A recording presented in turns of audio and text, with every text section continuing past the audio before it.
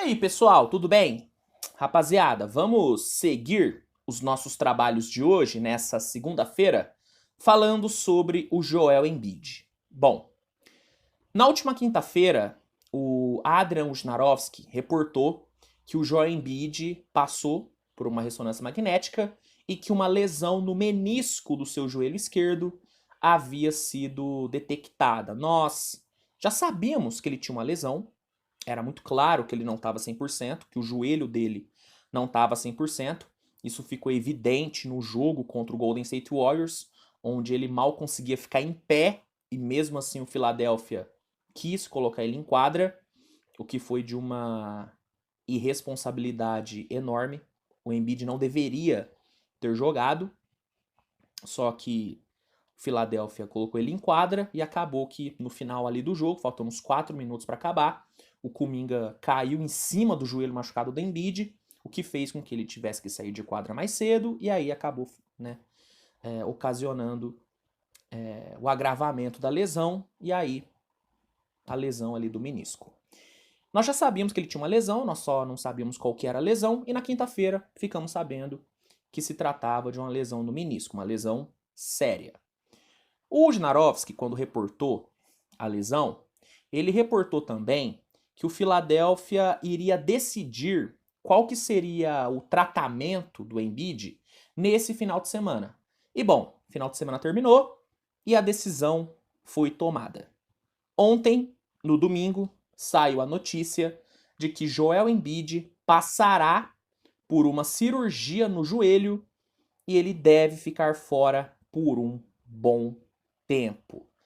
Ainda não sabemos, né, qual será o tempo exato de recuperação, não sabemos por quanto tempo, por quantos jogos o Embiid vai desfalcar o Philadelphia, mas será por um bom tempo. Hoje, o Shams Charania, do The Athletic, ele reportou que a expectativa seria de 1 a 2 meses, mas que isso poderia se estender dependendo de como for o pós-cirúrgico, né? De como for a cirurgia. Mas assim, sendo 1, 2 meses ou mais, ele vai ficar fora por muito tempo. E aí, qual será o impacto dessa ausência do Embiid? Bom, primeiro impacto, logo de cara, é que o Embiid não vai ganhar o MVP, tá?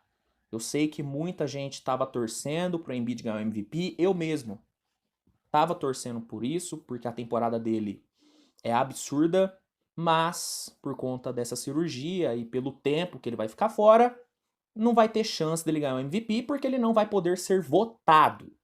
O Embiid, ele só podia perder mais 5 jogos para poder ser votado. Agora, podendo ficar de 1 a 2 meses fora, ou até mais do que isso, ele vai perder, né, a sua elegibilidade, ele vai deixar de ser elegível para o MVP, então ele não vai ganhar o MVP. Então o sonho do MVP acabou, tá? É uma pena, porque a temporada dele, essa temporada, vinha sendo melhor do que a temporada passada, onde ele ganhou o MVP, números históricos, uma sequência absurda de jogos com mais de 30 pontos, mas infelizmente o sonho do BMVP, pelo menos nesse momento, acabou. Não vai acontecer agora.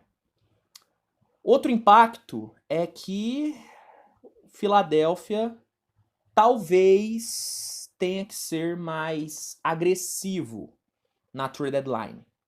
Era esperado que o Philadelphia fizesse, né, alguma movimentação na trade deadline, até porque acumulou muitos ativos com a troca do James Harden, tem muito capital de draft, tem muito jogador com contrato expirante, então já era esperada uma movimentação por parte dos Sixers, só que agora, com o Embiid podendo ficar fora por meses,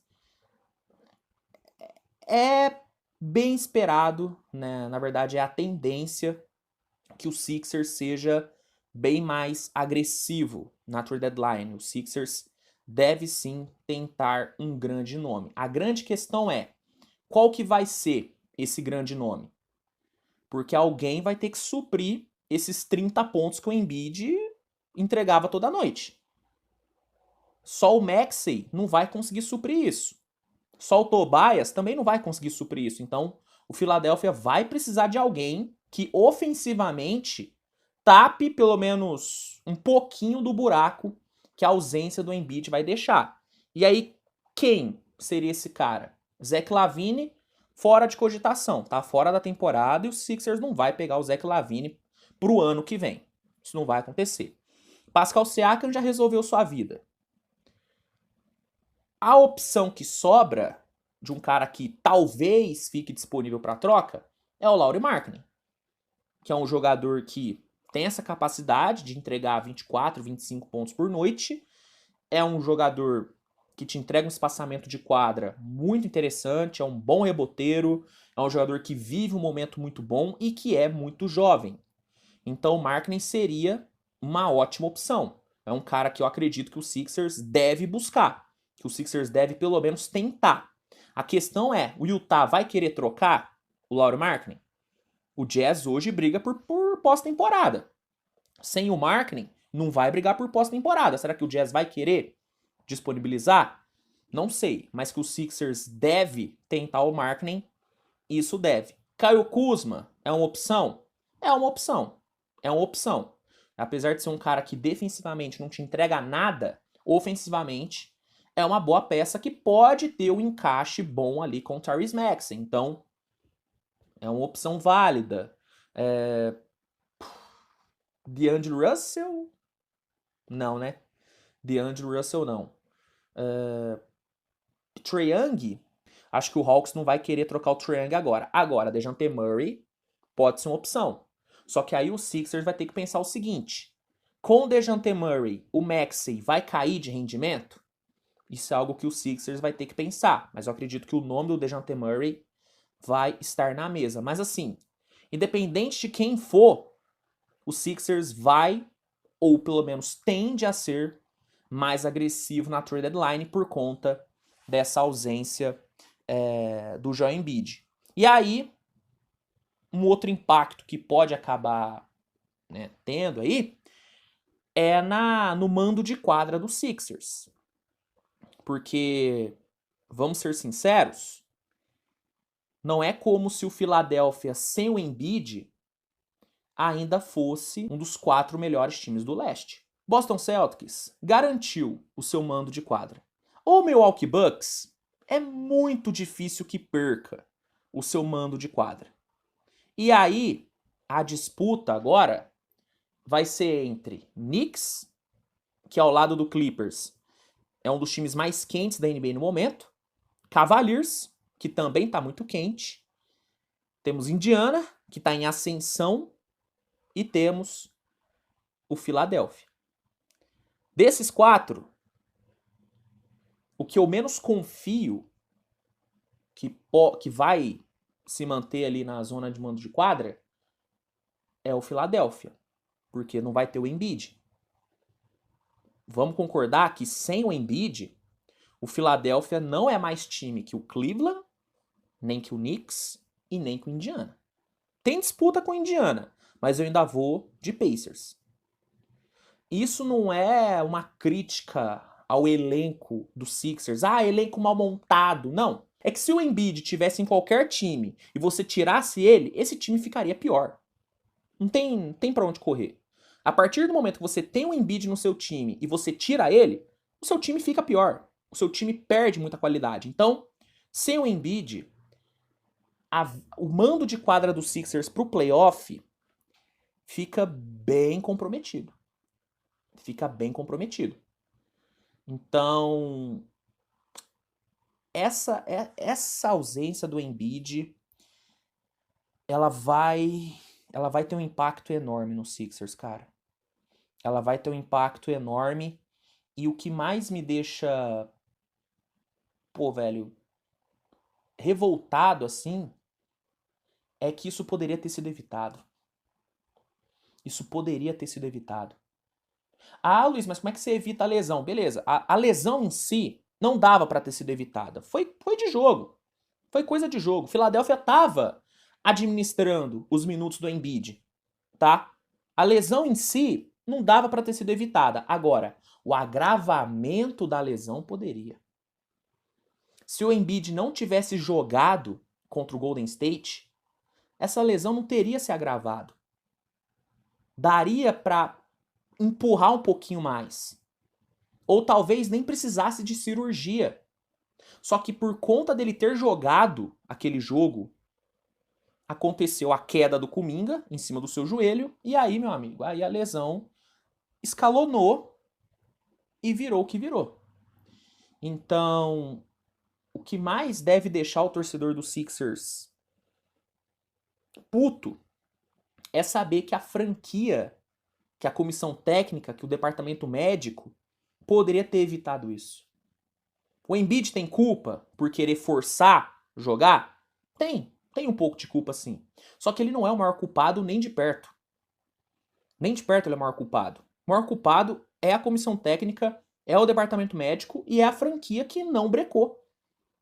Entende? Então, isso é o que pega. Dava pra evitar, velho. Dava pra evitar, mas por conta dessa irresponsabilidade, a lesão escalonou, a lesão se agravou e agora não vai ter MVP. O Sixers talvez faça movimentos desesperados na trade deadline para tentar suprir a ausência dele. E o mando de quadra do Philadelphia, que era algo que dava até para já ser meio que garantido, porque o Sixers estava jogando para ter o mando de quadra. Esse mando de quadra pode acabar não acontecendo, pode acabar não rolando, porque sem o Embiid, o Sixers perde muita força e, em contrapartida, os adversários continuam bem. O Knicks não vai cair de rendimento. O Cleveland dificilmente vai cair de rendimento. A tendência é que, que o pós-All-Star dessas equipes seja muito bom. Seja muito bom. Indiana deve crescer muito ainda também. Então, difícil, cara. Difícil. Dependendo do tempo que o Embiid ficar fora, talvez até a vaga direta para os playoffs seja comprometida também. Então, cara, essa ausência do Embiid vai ser um problemaço. Vai ser um problemaço que dava para ter sido evitado. Dava muito para ter sido evitado. Mas é isso, gente. Era isso que eu tinha para falar sobre essa lesão do Embiid. Vai passar por cirurgia e fica agora a expectativa para saber o tempo que ele vai ficar fora. Mas já dá para adiantar, já dá para cravar que vai ser um bom tempo. Vai ser um bom tempo. É isso, gente. Qual que é a sua opinião sobre isso? Comenta aqui que eu quero saber. Se gostou do vídeo, deixa o like, se inscreve, compartilha, mande para os seus amigos. E é isso, nos vemos mais tarde com mais conteúdo. Tamo junto e tchau, tchau.